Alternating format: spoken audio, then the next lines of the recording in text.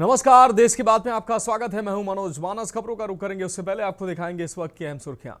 महिला आरक्षण से जुड़ा बिल गिरा, राहुल बोले हमने हरा दिया, सरकार बोली आपने ऐतिहासिक मौका गंवाया।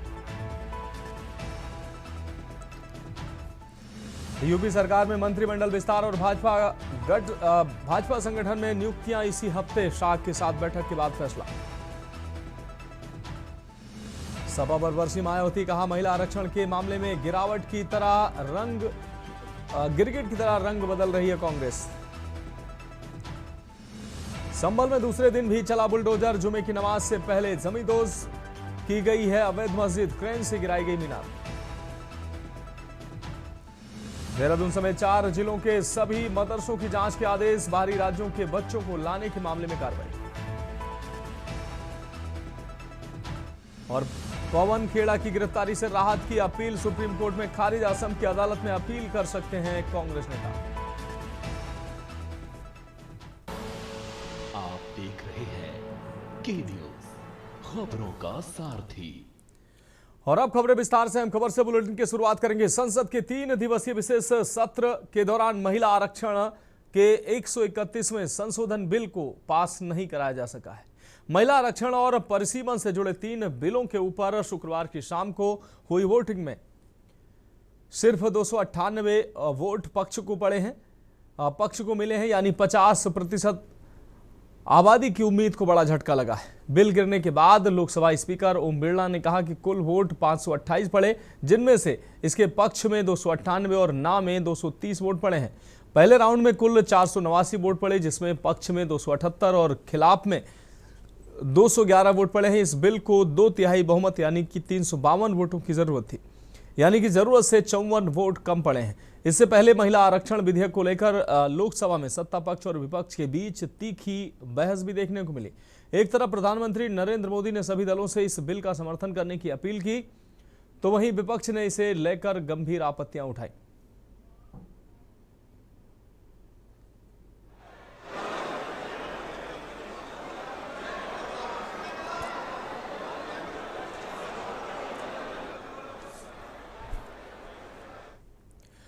लखनऊ के विकास नगर क्षेत्र में हाल ही में आगजनी की घटना से प्रभावित परिवारों को राहत पहुंचाने के लिए समाजवादी पार्टी के प्रदेश सचिव विजय सिंह यादव मौके पर पहुंचे। उन्होंने पीड़ित परिवारों को भोजन, फल, बिस्किट और पानी वितरित कर हर संभव सहयोग का आश्वासन दिया है।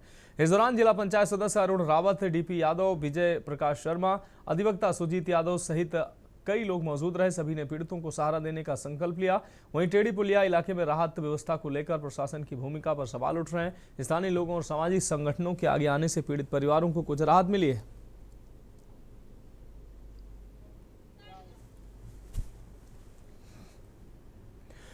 अगली खबर लखनऊ से, जहां उत्तर प्रदेश से कृषि उत्पादों के निर्यात को वैश्विक मानकों के अनुरूप बनाने की दिशा में राजधानी लखनऊ में एक महत्वपूर्ण पहल की गई है। कृषि विपणन एवं कृषि विदेश व्यापार निदेशालय द्वारा ग्लोबल गुड एग्रीकल्चर प्रैक्टिसेज मानकों पर आधारित एक विशेष क्षमता निर्माण प्रशिक्षण कार्यक्रम का सफल आयोजन किया गया है। 15 अप्रैल 2026 को शुरू हुए इस कार्यक्रम के पहले दिन मेंटरशिप सत्र का आयोजन हुआ है। इस सत्र की मुख्य विशेषता केन्या से आए प्रसिद्ध मास्टर ट्रेनर डेनियल महिंद्रा वाहोमे की मौजूदगी रही है। इस दौरान प्रतिभागियों को लखनऊ के मलिहाबाद स्थित IRDA FPO फार्म और रहमान खेड़ा के मैंगो पैक हाउस का भ्रमण कराया गया, जहां उन्हें आम और सब्जियों के निर्यात से जुड़ी आधुनिक प्रक्रियाओं जैसे ग्रेडिंग, पैकिंग और प्री कूलिंग का प्रदर्शन दिखाया गया। यह कार्यक्रम प्रदेश में कृषि निर्यात को बढ़ावा देने और किसानों को अंतर्राष्ट्रीय मानकों से जोड़ने की दिशा में एक महत्वपूर्ण पहल माना जा रहा है। प्रतिभागियों को अंतर्राष्ट्रीय बाजार की मांग और तकनीकी बारीकियों की भी जानकारी दी गई है। ट्रेनिंग का मकसद केवल सैद्धांतिक जानकारी देना नहीं, बल्कि अधिकारियों को जमीनी हकीकत और व्यवहारिक अनुभवों से जोड़ना है।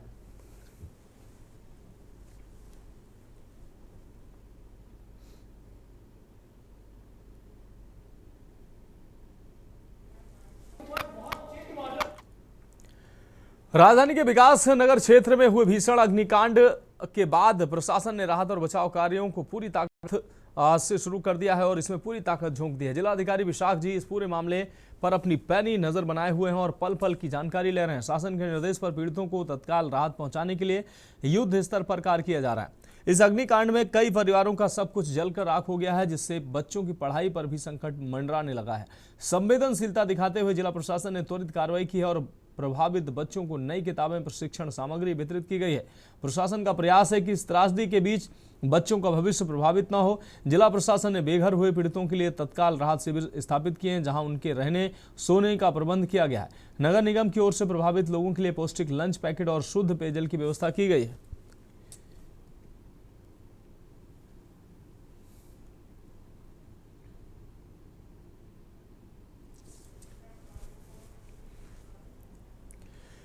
उत्तर प्रदेश दुग्धशाला विकास विभाग की स्थापना के 50 गौरवशाली वर्ष पूरे होने के उपलक्ष्य में गोमती नगर स्थित इंदिरा गांधी प्रतिष्ठान में 2 दिवसीय दुग्ध स्वर्ण महोत्सव 2026 17 और 18 अप्रैल का ये शानदार आगाज हुआ है। इस ऐतिहासिक अवसर पर मुख्य अतिथि के रूप में प्रदेश के कैबिनेट मंत्री, दुग्ध विकास, पशुधन एवं राजनीतिक पेंशन मंत्री धर्मपाल सिंह शामिल हुए। मंत्री धर्मपाल सिंह ने दीप प्रज्वलित कर फीता काटकर कार्यक्रम का औपचारिक उद्घाटन किया। इसके पश्चात उन्होंने विभाग द्वारा लगाए गए विभिन्न स्टॉलों का भ्रमण किया। उन्होंने वहां प्रदर्शित आधुनिक दुग्ध उत्पादों और नई तकनीकों का बारीकी से अवलोकन किया है और संबंधित अधिकारियों से उत्पादों की गुणवत्ता व विपणन के बारे में जानकारियां ली है।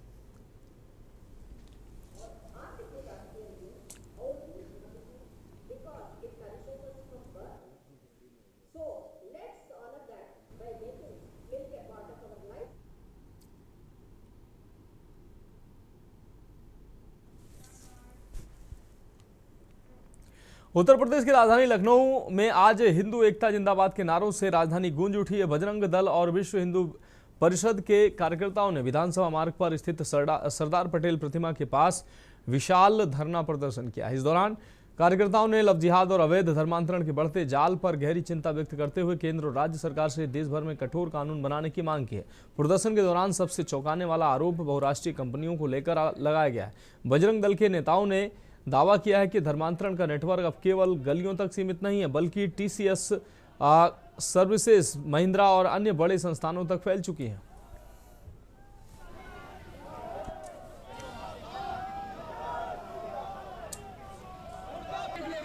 उम्र देखिए कितनी है। उस अयान नाम के लड़के ने 180 हिंदू लड़कियों को अपने प्रेम जाल में फंसाया और आज मीडिया कर्मी भी यहाँ बहुत सारी फीमेल्स आई हुई हैं, मैं उनको भी बताना चाहता हूँ। उसने 180 लड़कियों को अपने जाल में फंसाया, उसके बाद 350 हिंदू लड़कियों के साथ का न्यूड वीडियो अपने दोस्तों को बांटा और उनके दोस्त उन वीडियो को पूरे हिंदुस्तान के अंदर सर्कुलेट कर रहे हैं। ये कैसा बड़ा, किस तरह का जिहाद है? ये किस प्रकार के लोग हैं जो भारत में रह करके हमारी बहन बेटियों के साथ जबरदस्ती अत्याचार, अनाचार, दुराचार और व्याभिचार कर रहे हैं? मऊ के चिरैयाकोट नगर पंचायत क्षेत्र के वार्ड नंबर 3 वली नगर में आजमगढ़ गाजीपुर राष्ट्रीय राजमार्ग पर बन रही आरसीसी कवर्ड नाली के निर्माण में लापरवाही सामने आई है। ठेकेदार के द्वारा मानक के विपरीत कार्य किए जाने के बाद स्थानीय लोगों के विरोध पर निर्माण कार्य रोक दिया गया। जानकारी के मुताबिक नाली निर्माण में 2.5 सूत के सरिया का उपयोग किया जा रहा था, जबकि नाली की मजबूती के लिए 4 सूत के सरिया का प्रयोग अनिवार्य है। इसके अलावा अन्य निर्माण सामग्री भी निर्धारित मानकों के अनुरूप नहीं पाई गई। निर्माण में इन अनियमितताओं की सूचना मिलने पर शासन द्वारा नामित सभासद यशवंत उपाध्याय मौके पर पहुंचे। उन्होंने तुरंत कार्य रुकवा दिया और स्पष्ट किया कि जब तक मानक के अनुरूप सामग्री प्रयोग नहीं होगी तब तक निर्माण कार्य आगे नहीं बढ़ेगा। अब कराएंगे, इसके पहले भी करा रहे थे, इसके पहले अच्छा इन्होंने कर दिया था। चलिए मुझे बंडल भेजा भाई, ये बंडल भेजा यो साहब, इसके सरिया यो साहब बोलें भाई का तो यो तो रमेश साहब सरिया देख के बताओ भाई का तो अब आज तक यही चेक करें। मैं कह रहा हूं एस्टीमेट के हिसाब से मैं काम कराऊंगा। अब कराएंगे, इसके पहले भी करा रहे थे, इसके पहले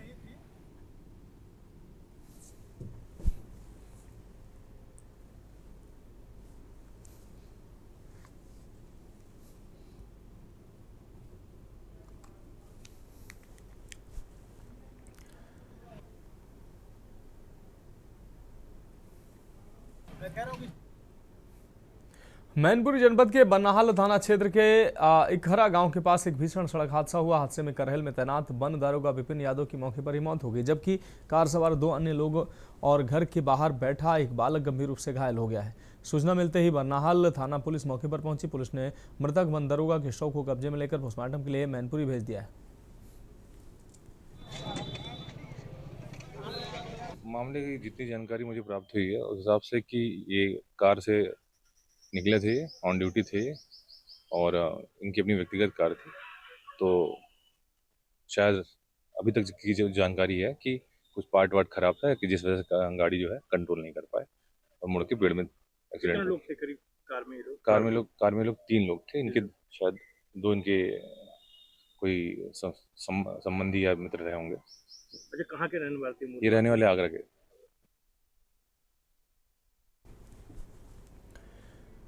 हमीरपुर में प्रधानमंत्री नरेंद्र मोदी की पहल नारी शक्ति वंदन अधिनियम को लेकर एक अहम पहल देखने को मिली, जहां जिलाधिकारी घनश्याम मीना ने प्रेस वार्ता कर महिलाओं को उनके अधिकारों के प्रति जागरूक किया। इस दौरान समाज के विभिन्न क्षेत्रों से जुड़ी महिलाओं ने भाग लेकर अपने विचार साझा किए। जिलाधिकारी ने बताया कि अधिनियम महिलाओं के सशक्तिकरण की दिशा में एक बड़ा और क्रांतिकारी कदम है, जो उनकी सामाजिक और राजनीतिक भागीदारी को मजबूत करेगा। कार्यक्रम में महिलाओं ने इस पहल का खुले दिल से स्वागत किया और बदलाव के लिए अपनी सकारात्मक सोच जाहिर की।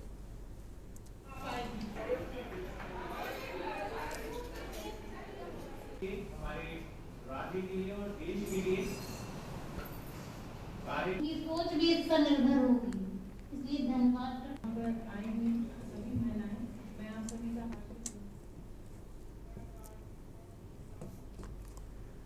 अब बढ़ेंगे अगली खबर की ओर। महिला आरक्षण को लेकर देश भर में जारी राजनीतिक बहस के बीच अपर्णा यादव ने मीडिया से बातचीत में विपक्षी दलों की भूमिका पर गंभीर सवाल उठाए। उन्होंने कहा कि ये बेहद दुर्भाग्यपूर्ण है कि कुछ विपक्षी दल इस महत्वपूर्ण बिल का समर्थन करने के बजाय विरोध की राजनीति कर रहे हैं, जबकि वर्षों पहले महिलाएं इसी मांग को लेकर सड़कों पर उतरी थी और उन्हें कई बार पुलिस की सख्ती, वाटर कैनन और लाठीचार्ज का सामना करना पड़ा था।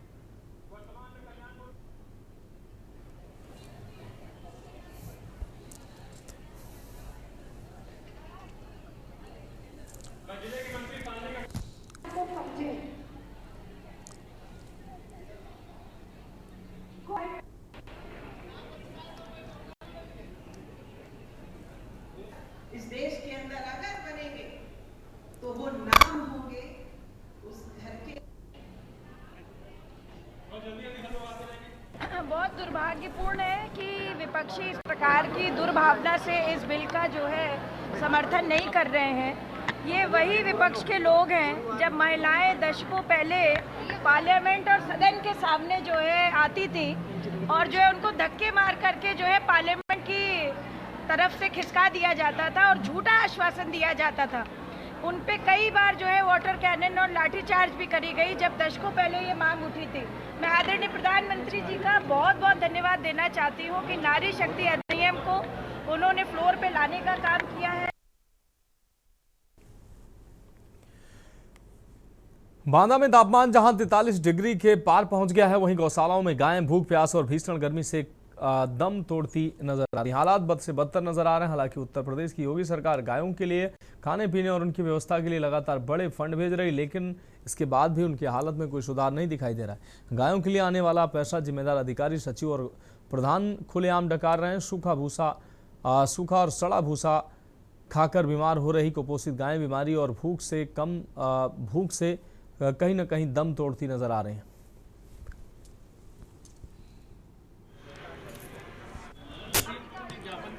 गौ संरक्षण को लेकर अभी गर्मी चल रही वर्तमान में गौशाला में कोई ऐसी व्यवस्था नहीं जो गौवंश को संरक्षित गर्मी सीजन में रख सके या रखी जा सके। जैसे कि हम लोगों ने डीएम मैडम से कहा कि गौशालाओं को जैसे अगर 20 अप्रैल से या मतलब लास्ट अप्रैल छोड़ दिया जाएगा, तो मैंने कहा ऐसा छोड़ा जाए कि गौवंश का एक्सीडेंट न हो, जिससे आम जनमानस भी इससे एक्सीडेंट से मृत्यु न हो उसकी हो। बहुत सी घटनाएं होती है जिसका परिवार खत्म हो जाता है, गाय भी लगातार मृत्यु होती है एक्सीडेंट से, बहुत तस्करी की संभावना बढ़ जाती है। रात्रि में गौवंश रोड में बैठता है, जंगलों में बैठता है। इसकी हमने मांग की रात्रि में आप दिन भर गाय चरवाएं मतलब कर्मचारी के द्वारा, और रात्रि में गौशाला में गैया रखी जाए। इससे गौवंश को बचाया जाए एक्सीडेंट से, गौ तस्करी से और बहुत सी घटनाओं से गौवंश जो सुरक्षित हो जाएगा।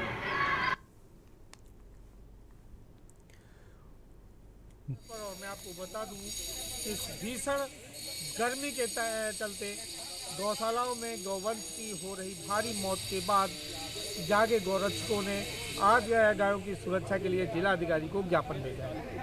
मैं आपको बता दूं कि जिलाधिकारी से के माध्यम से मुख्यमंत्री को भेजे गए ज्ञापन में मांग की गई है कि इस भीषण गर्मी में गायों के लिए ठंडक, छाया, कूलर और पंखे की व्यवस्था करें, साथ ही खाने और पानी की व्यवस्था। लेकिन जिस तरीके से गौशालाएं जेल बन गई हैं गायों के लिए और सिर्फ वहां पर गायों को मौत मिल रही है, उससे बेहतर है कि अगर सरकार इनको काटने का आदेश दे देती तो शायद जान एक बार में चली जाती, तड़प तड़प कर इन गायों को नहीं मरना पड़ता।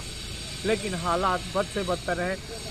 अधिकारी भी इस पर चुप्पी साधे बैठे हैं, जिम्मेदार मलाई खा रहे हैं। हालांकि सरकार लगातार इस पर फंड रिलीज कर रही है, लेकिन ये फंड इन गायों को न देकर लोगों के पेट में डकारा जा रहा है। आखिर कब रोक लगेगी?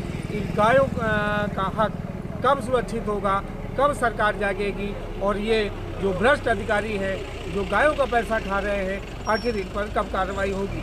यह कह पाना अभी मुश्किल है। लेकिन जिस तरीके से भूख और प्यास से गाय तड़प कर मर रही हैं, यह एक बड़ी समस्या है और लगभग हर गौशालाओं में प्रतिदिन 5 से 7 गाय की मौत हो रही है और खुलेआम उनको किनारे फेंक दिया जाता है, जहां जानवर नोच नोच कर खाते नजर आते हैं। ग्राउंड जीरो से के न्यूज़ के लिए भगत सिंह।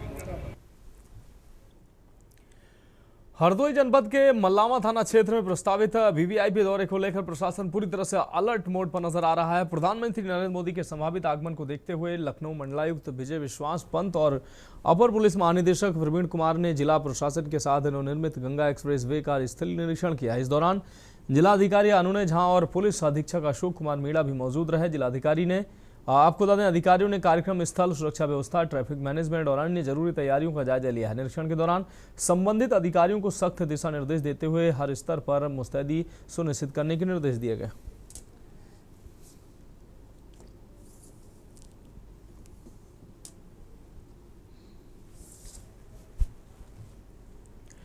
सोनगढ़ी थाना क्षेत्र के रामनगर कॉलोनी में पूनम शर्मा पत्नी सूरज शर्मा बच्चों के लिए रसोई में खाना तैयार कर रही थी। अचानक से खाना बनाते समय कुकर फट गया। जोरदार धमाके की आवाज सुनकर पति रसोई के अंदर पहुंचे और पत्नी को घायल देखकर दंग रह गया। आनन फानन में अपने वाहन से पत्नी को जिला अस्पताल के इमरजेंसी वार्ड में लेकर पहुंचे, जहां चिकित्सकों ने प्राथमिक उपचार दिया है। इसके बाद उन्हें भर्ती कर दिया गया। डॉक्टरों की निगरानी में उनका उपचार चल रहा है। घटनाक्रम की जानकारी अस्पताल प्रशासन के द्वारा पुलिस को दी गई।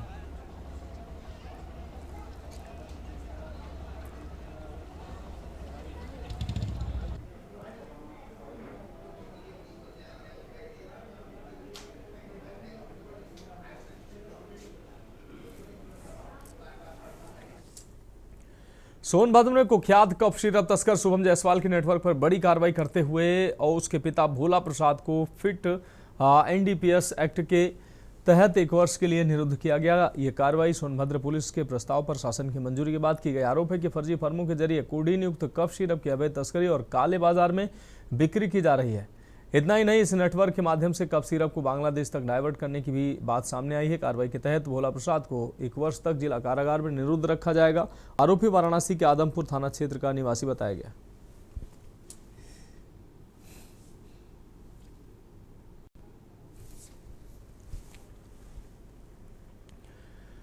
बुलंदशहर में भारतीय किसान यूनियन भानु के कार्यकर्ताओं और पुलिस के बीच तनाव का माहौल सामने आ गया। आपको बता दें, हापुड़ कूच कर रहे कार्यकर्ताओं को गभाना टोल पर रोक दिया गया, जिसके बाद टोल प्लाजा पर पुलिस और किसान कार्यकर्ताओं के बीच तीखी नोकझोंक हो गई। आगरा, टूंडला, फिरोजाबाद समेत कई जिलों से कार्यकर्ता हापुड़ जा रहे थे, लेकिन बुलंदशहर अलीगढ़ सीमा पर पुलिस ने काफिले को रोककर आगे बढ़ने से रोक दिया है। बताया जा रहा है कि हापुड़ में एक उद्घाटन कार्यक्रम के दौरान भाकियू भानु अध्यक्ष भानु ठाकुर भानु प्रताप सिंह और पूर्व मंत्री मदन चौहान के बीच विवाद हुआ था, जिसके बाद समर्थकों में नाराजगी बढ़ गई। फिलहाल स्थिति तनावपूर्ण बनी हुई।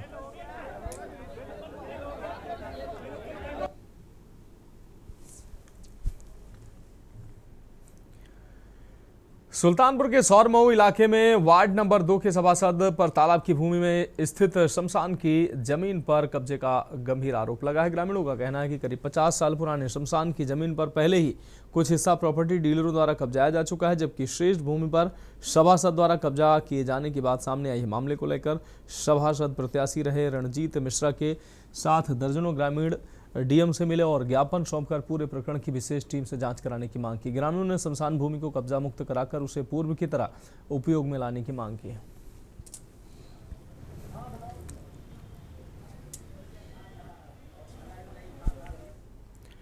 खबरों में वक्त एक ब्रेक का है, जल्द हाजिर होंगे।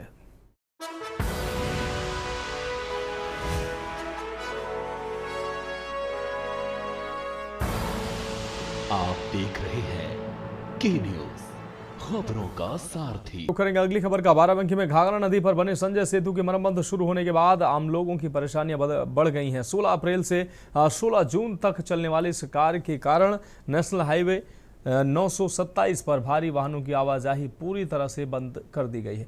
छोटे वाहनों को पीपे पुल से निकलकर जाना पड़ रहा है, जहां धूल अव्यवस्था और धीमी गति के चलते यात्रियों को दिक्कतों का सामना करना पड़ रहा है। ट्रक, बस और डीसीएम को सीतापुर के चहलारी घाट और अयोध्या मार्ग से डाइवर्ट किया गया है, जिससे यात्रा समय 4 से 5 घंटे बढ़ गया है। यात्रियों ने बीच रास्ते उतारने और पूरा किराया न लौटाने की शिकायत भी की है। इसका असर किसानों, व्यापारियों और ढाबा संचालकों पर भी देखने को मिल रहा है।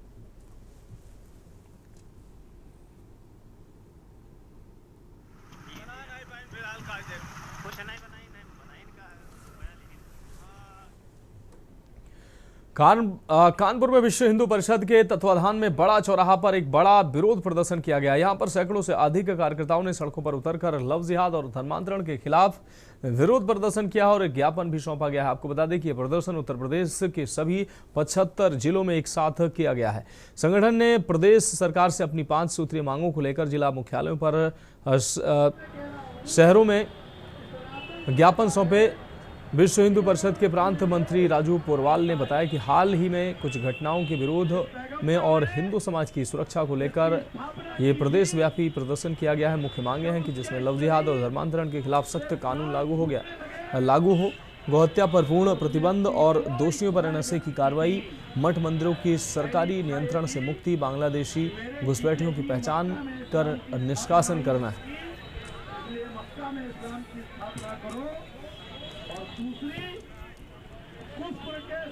देखिए, पूरे देश के अंदर एक सुनियोजित तरीके से जिहाद का विषय चल रहा है। एक मिथक चला करता था जब ये कहा जाता था कि इस्लाम में अशिक्षा है, इसलिए वो इस तरह के काम करते हैं। लेकिन अभी ताज़ा प्रकरण हुआ है टीसीएस का, हम सबके संज्ञान में है। हाईली एजुकेटेड मल्टीनेशनल्स में काम करने वाले सुनियोजित तरीके से देश में नहीं तो देश के बाहर से नियंत्रित होते हुए और संगठित धर्मांतरण के लिए काम करने वाले लोग यहाँ पर, ये पूरा नेटवर्क चल रहा है। इस नेटवर्क के विरुद्ध, लव जिहाद के विरुद्ध, इसके अलावा अन्य प्रकार के जो जिहाद चल रहे हैं, उसमें लैंड जिहाद भी है, एजुकेशन जिहाद भी है। इन जिहाद के विरुद्ध बजरंग दल ने आज राष्ट्रव्यापी अभियान के तहत पूरे देश में इस प्रकार के प्रदर्शन और आक्रोश प्रदर्शन हो रहे हैं। आज की ये सभा यहाँ पर रखी गई है। नारी शक्ति वंदन अधिनियम को लेकर संसद में मंथन हुआ, तो वहीं नारियों के विचारों को जन जन तक पहुंचाने के लिए कानपुर में एनजीओ संचालित करने और अलग अलग क्षेत्रों में कार्य कर रही नारियों द्वारा टॉकिंग पॉइंट कार्यक्रम का आयोजन किया गया। सरसैया घाट पर बने नवीन सभागार में आयोजित टॉकिंग पॉइंट में नारी शक्ति वंदन अधिनियम की ऐतिहासिक पहल, संसद में की गई चर्चा, प्रतिनिधित्व में आगे निर्माण में भागीदारी, विकसित भारत की आधारशिला, जमीनी नेतृत्व की ताकत, बदलती चेतना का प्रतिबिंब, राष्ट्रहित का विषय, उत्साह और अपेक्षा का माहौल, सशक्त लोकतंत्र की दिशा जैसे प्रमुख बिंदुओं पर चर्चा की गई। साथ ही महिलाओं की इस भागीदारी के लिए प्रधानमंत्री नरेंद्र मोदी का आभार भी प्रकट किया गया।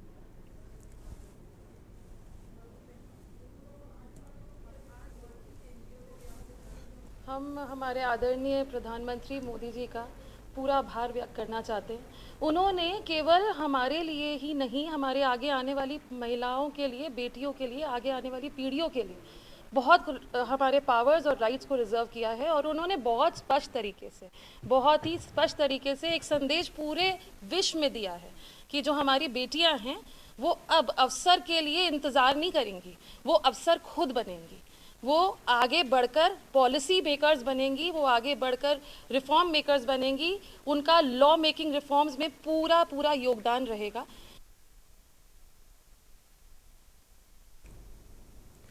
फर्रुखाबाद के फतेहगढ़ स्थित कलेक्ट्रेट सभागार में नारी शक्ति बंधन अधिनियम को लेकर जिलाधिकारी डॉक्टर आशुतोष कुमार द्विवेदी, मुख्य विकास अधिकारी विनोद कुमार गौड़ और जिला विकास अधिकारी श्याम कुमार तिवारी की मौजूदगी में प्रेस वार्ता की गई। कार्यक्रम में विभिन्न क्षेत्रों की महिला वक्ताओं ने अधिनियम के प्रावधानों, महत्व और महिला सशक्तिकरण में इसकी भूमिका पर विस्तार से प्रकाश डाला। डॉक्टर शशि किरण ने इसे महिला नेतृत्व को सशक्त बनाने की दिशा में ऐतिहासिक कदम बताया, जबकि डॉक्टर सुनीता यादव ने महिलाओं की भागीदारी बढ़ने से समाज के विकास पर सकारात्मक प्रभाव की बात कही।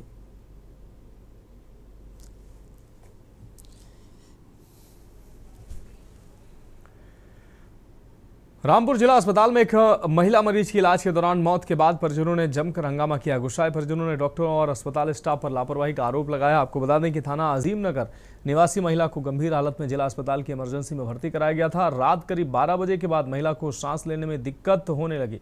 अस्पताल प्रशासन के अनुसार मरीज को तुरंत दवाइयां दी गई, जिससे कुछ समय के बाद उसकी हालत में सुधार हुआ, लेकिन बाद में फिर उसकी तबीयत बिगड़ गई। मरीज की हालत गंभीर देखते हुए डॉक्टरों ने परिजनों को उसे किसी बड़े अस्पताल में ले जाने की सलाह दी, क्योंकि जिला अस्पताल में वेंटिलेटर की सुविधा उपलब्ध नहीं है। अस्पताल प्रशासन का कहना है कि इसके बावजूद परिजन मरीज को रेफर नहीं कराए और इलाज के दौरान उसकी मौत हो गई।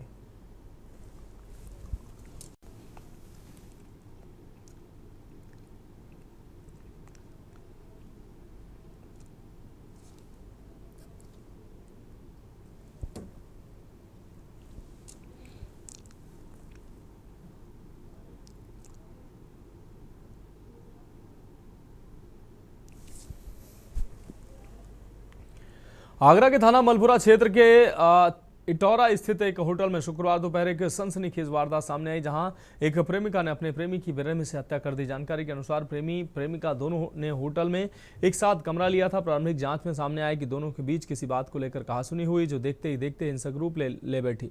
आरोप है कि विवाद के दौरान प्रेमिका ने हथौड़े और अन्य धारदार हथियार से प्रेमी पर ताबड़तोड़ हमला कर दिया, जिससे उसकी मौके पर ही मौत हो गई। घटना के बाद होटल में अफरा तफरी का माहौल बन गया। हत्या के बाद युवती मौके से फरार हो गई, बल्कि फरार ही नहीं हुई बल्कि कमरे में ही मृतक के शव के पास बैठी रही। पुलिस ने गिरफ्तार कर मामले की जांच शुरू कर दी है।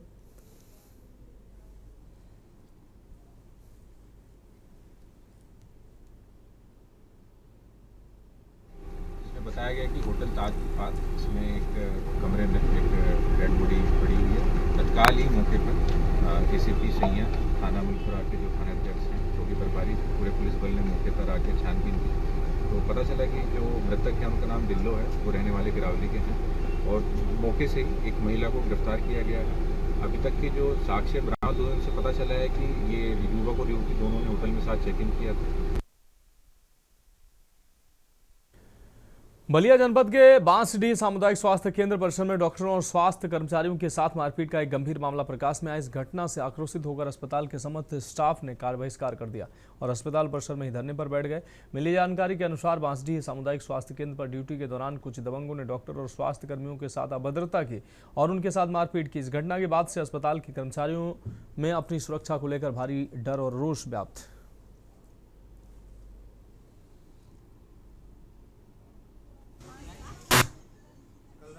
स्टाफ के साथ इमरजेंसी बिल्डिंग में ड्यूटी कर रहे थे। रात को 9 बजे के आसपास एक व्यक्ति आए पहले और उन्होंने जो है स्टाफ और हमारे साथ जो है बदतमीजी की, हाथापाई की स्टाफ के साथ। उसके बाद वो फिर चले गए, फिर दोबारा आकर थोड़ी देर खड़े थे। उसका कंप्लेंट शाम को ही जो है रात में ही थाने पर तहरीर दी गई।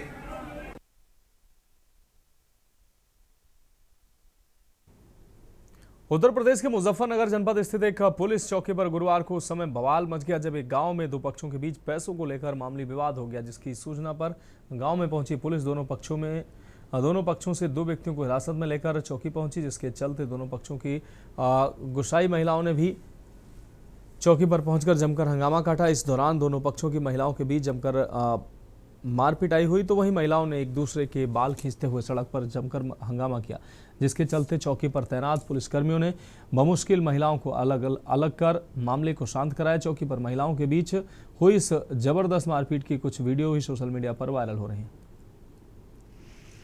जिसका संज्ञान लेकर पुलिस ने कार्रवाई की है। आज सोशल मीडिया पर थाना तितावी की बगरा चौकी का एक वीडियो वायरल हुआ है, जिसमें कुछ महिलाओं के द्वारा पुलिस की मौजूदगी में आपस में मारपीट की जा रही है।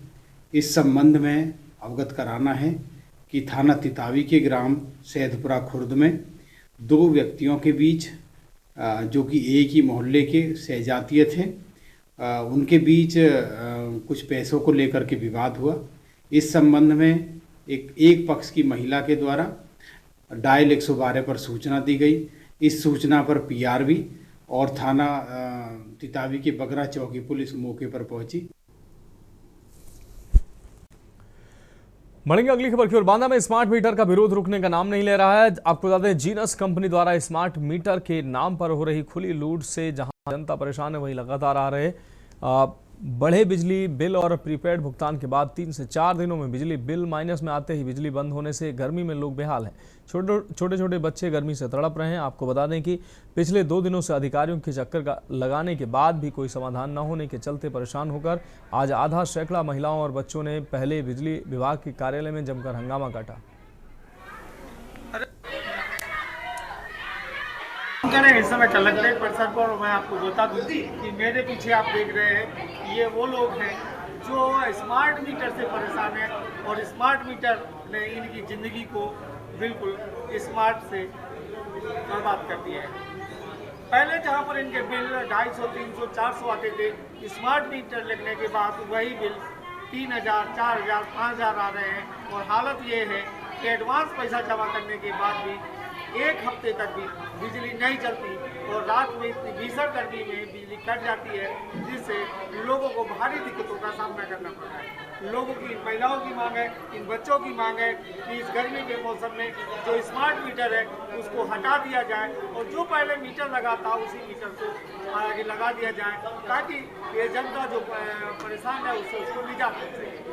हालांकि जिस तरीके से मनमानी बिल आ रहा है और जीनस कंपनी वाले अवैध वसूली में लगे हुए हैं, उससे इन लोगों को निजात मिल सके। आज जिलाधिकारी की ड्योरी पर आकर के ये बच्चे आज गुहार लगा रहे हैं कि सरकार हमें बचाओ, हमारा बिजली का बिल इतना ज़्यादा आ रहा है।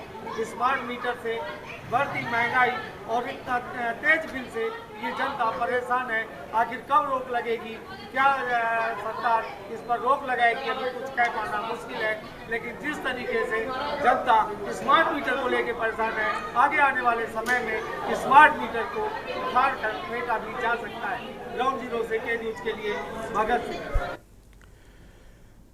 बदायूं वजीरगंज थाना क्षेत्र के धीमरपुरा गांव में आज बिजली विभाग की बड़ी लापरवाही ने न केवल एक युवक की जान ले ली, बल्कि रेस्क्यू के दौरान दोबारा करंट दौड़ने से एक बड़ा हादसा होते होते बचा है। आपको बता दें, 11000 वोल्ट की लाइन के चपेट में आने से युवक की दर्दनाक मौत के बाद कई घंटों तक तारों में करंट दौड़ता रहा, जिससे प्रशासनिक अमले और परिजनों में भारी आक्रोश व्याप्त है। युवक की मौत के बाद नगर पंचायत की क्रेन के जरिए शव को उतारने का प्रयास किया गया।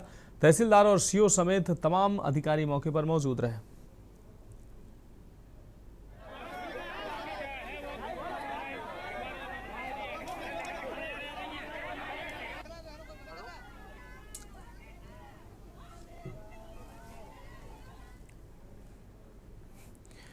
बढ़ेंगे अगली खबर की ओर। अमेठी जनपद के गौरीगंज स्थित सब्जी मंडी तिराहे पर आज विश्व हिंदू परिषद और बजरंग दल के कार्यकर्ताओं ने विशाल धरना प्रदर्शन किया। हालिया घटनाओं और लव जिहाद के बढ़ते मामलों को लेकर हिंदू संगठनों का आक्रोश सड़क पर दिखाई दिया। इस दौरान सैकड़ों की संख्या में जुटे कार्यकर्ताओं ने जमकर नारेबाजी की और दोषियों के खिलाफ कठोर कार्रवाई की मांग की है। हाथों में बैनर और विरोध दर्ज कराती तख्तियां लेकर कार्यकर्ता दोपहर में सब्जी मंडी तिराहे पर जमा हुए। प्रदर्शन के दौरान भारत माता की जय और लव जिहाद बंद करो जैसे नारों से पूरा इलाका गूंज उठा। कार्यकर्ताओं ने आरोप लगाया कि एक सोची समझी साजिश के तहत हिंदू समाज को निशाना बनाया जा रहा है। जिससे हिंदू धर्म के ऊपर या किसी धर्म के ऊपर कोई ऐसा अवैध चीज न किया जाए जिससे उस धर्म को हानि पहुंचे।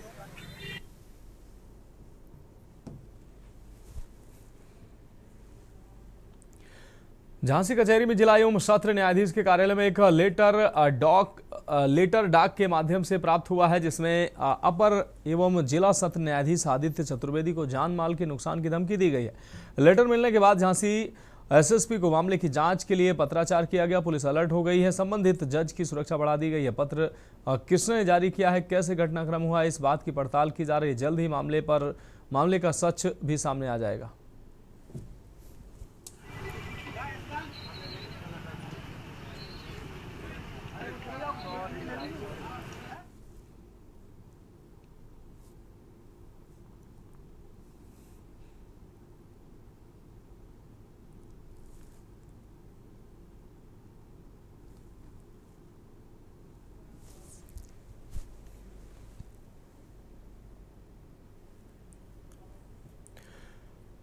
फर्रुखाबाद के कायमगंज में हुए करोड़ों रुपए के चर्चित तंबाकू जीएसटी घोटाले में पुलिस ने एक और वांछित अपराधी को दबोच लिया। पुलिस की इस कार्रवाई से इलाके में सफेदपोश तंबाकू उद्योगपतियों में हड़कंप मच गया है। गिरफ्तार आरोपी मोहम्मद बिलाल खां उन 25 नामजद आरोपियों में शामिल हैं जिनके खिलाफ 21 मार्च को जालसाजी और टैक्स चोरी का मुकदमा दर्ज किया गया है। कायमगंज पुलिस ने लालबाग निवासी मोहम्मद बिलाल खां की घेराबंदी कर उसे गिरफ्तार किया। पुलिस को उसके पास से 5,94,800 रुपए, एक बुलेट मोटरसाइकिल, 2 मोबाइल फोन बरामद हुए।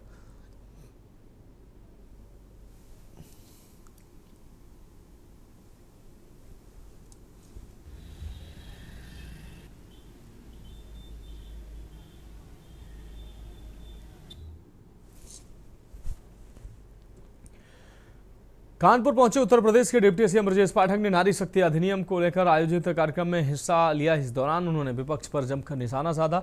डिप्टी सीएम ने कहा कि मोदी देश की आपको बता दें महिलाओं को सशक्त बनाने के लिए लगातार प्रयास कर रहे हैं। इसी कड़ी में महिलाओं को 33% आरक्षण देने की पहल की गई ताकि उन्हें राजनीतिक और निर्णय लेने की प्रक्रिया में बराबरी का अधिकार मिल सके। उन्होंने विपक्ष पर आरोप लगाए और कहा कि जो लोग इस कानून का विरोध कर रहे हैं वे महिलाओं के हितों के खिलाफ खड़े हैं।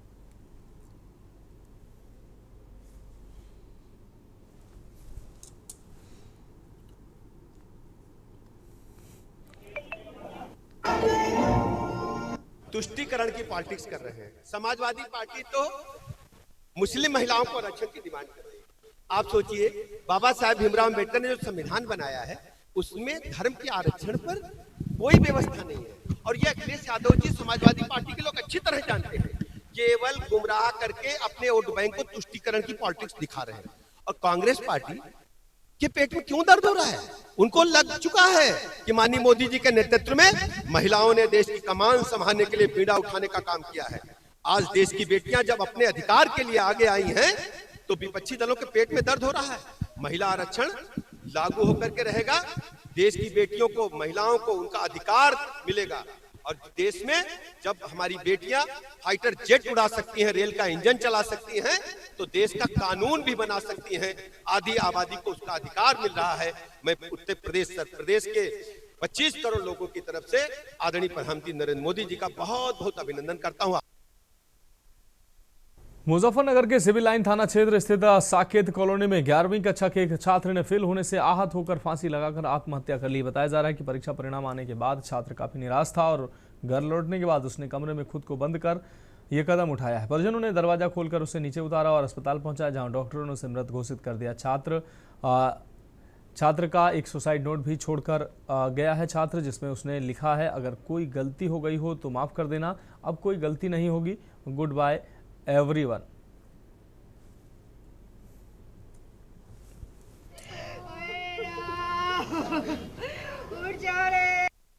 देखिए, सिविल लाइन थाना अंतर्गत एक मामला संज्ञान में आया। इसमें एक 11वीं का छात्र था और फेल होने की वजह से, जैसा कि संज्ञान में बताया गया है, कि उसने आत्महत्या कर लिया है। और निश्चित तौर से बड़ा खेद का विषय है, बहुत दुख का विषय है। कोई नई मंडी थाना अंतर्गत कोई ग्रीन चैम्बर स्कूल का स्टूडेंट बताया जाता है, 11वीं क्लास का विद्यार्थी था। ये बहुत खेद का विषय है, लेकिन मैं आपके माध्यम से अपील करना चाहूँगा कि गार्जियन से भी और बच्चों से भी अपील करना चाहूँगा कि ज़िंदगी बहुत महत्वपूर्ण है और इसमें किसी प्रकार की असफलता अगर मिल जाती है, चाहे वो एग्ज़ाम में हो या ज़िंदगी में हो, कोई प्रकार का आप प्रयास कर रहे हों, संघर्ष कर रहे हों और किसी सफलता की तरफ उत्तरोत्तर अपना अगर प्रयास कर रहे हों। खबरों में फिलहाल वक्त एक और ब्रेक का, जल्द हाजिर होंगे।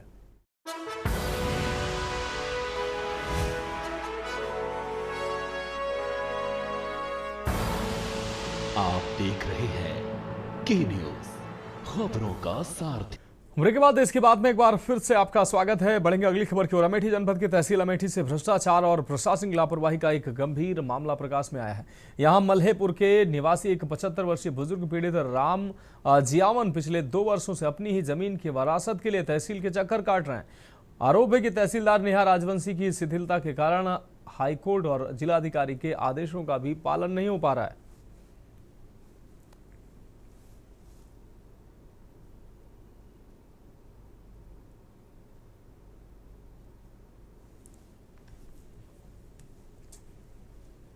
नामांतरण से संबंधित मामलों में जहां प्रदेश सरकार लगातार गाइडलाइंस जारी करते हुए प्रतिमाह समीक्षा कर रही है, वहीं अमेठी जनपद के अमेठी तहसील से एक हैरान कर देने वाला मामला सामने आया है। 2023 में लेखपाल की मिलीभगत तथा फर्जी कूटरचित दस्तावेज के आधार पर मृतक चंद्रावती के पति राम जीवावन के नाम वरासत न करके फर्जी बनी बहू के नाम वरासत कर दिया जाता है। वहीं पीड़ित जियालाल को जब इस बात का पता चलता है, वह पूरे मामले को लेकर तहसीलदार अमेठी के न्यायालय में उपस्थित होता है।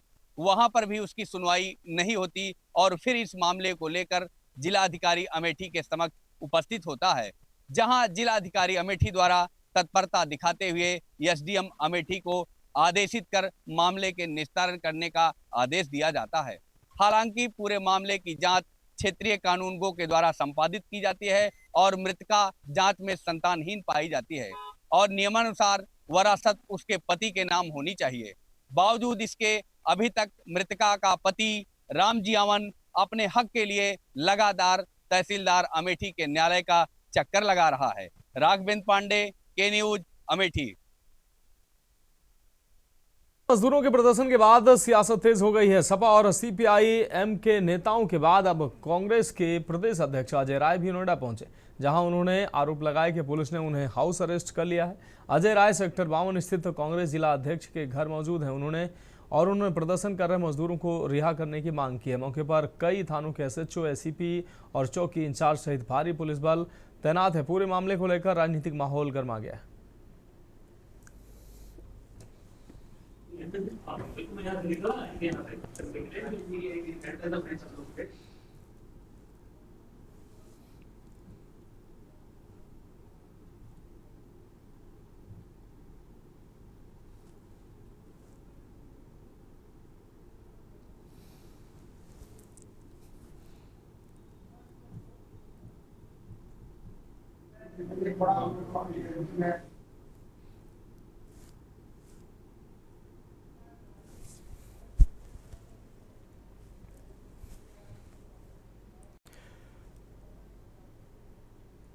और अब बढ़ेंगे अगली अहम खबर की ओर। लखनऊ के विकास नगर क्षेत्र में हाल ही में हुई आगजनी की घटना से प्रभावित परिवारों को राहत पहुंचाने के लिए समाजवादी पार्टी के प्रदेश सचिव विजय सिंह यादव मौके पर पहुंचे।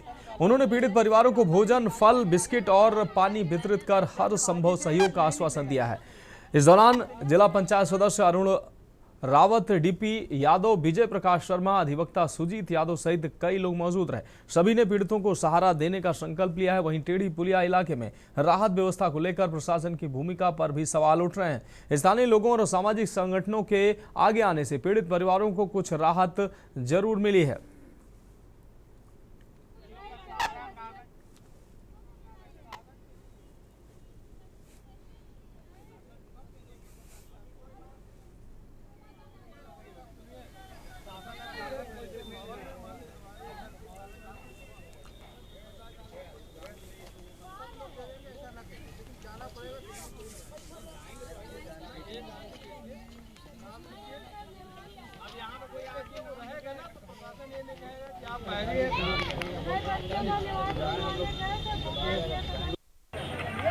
ये आगजनी हुई है लखनऊ में टेढ़ी पुलिया विकास नगर में, इसको लेकर क्या कहना है आपका? देखिए, आगजनी जो परसों हुई थी रात में शाम को 4 बजे, तब से अब तक तमाम मीडिया में, तमाम अखबारों में, पूरे देश में खबर है, लेकिन जो लखनऊ का प्रशासन है हमें लग रहा है उसको खबर नहीं है।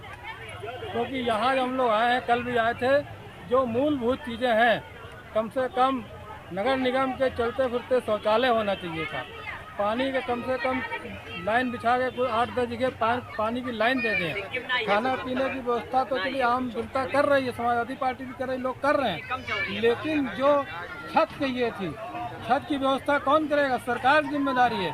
जब कोई बाढ़ आती है, कोई अग्नि होती है, कोई भूकंप आता है, तो सरकार के पास अलग से इसका फंड होता है, और उस फंड का इस्तेमाल करके यहाँ कम से कम हर परिवार को एक एक टेंट और खाने पीने और राशन की व्यवस्था करनी चाहिए।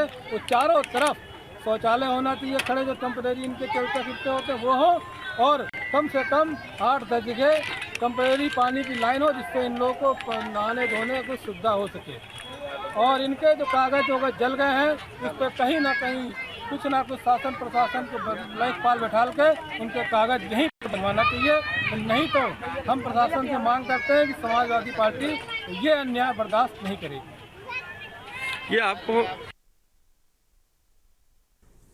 तो फिलहाल देश की बात में अभी के लिए मेरे साथ इतना ही। मुझे दीजिए इजाजत और आप देखते रहिए न्यूज़ इंडिया।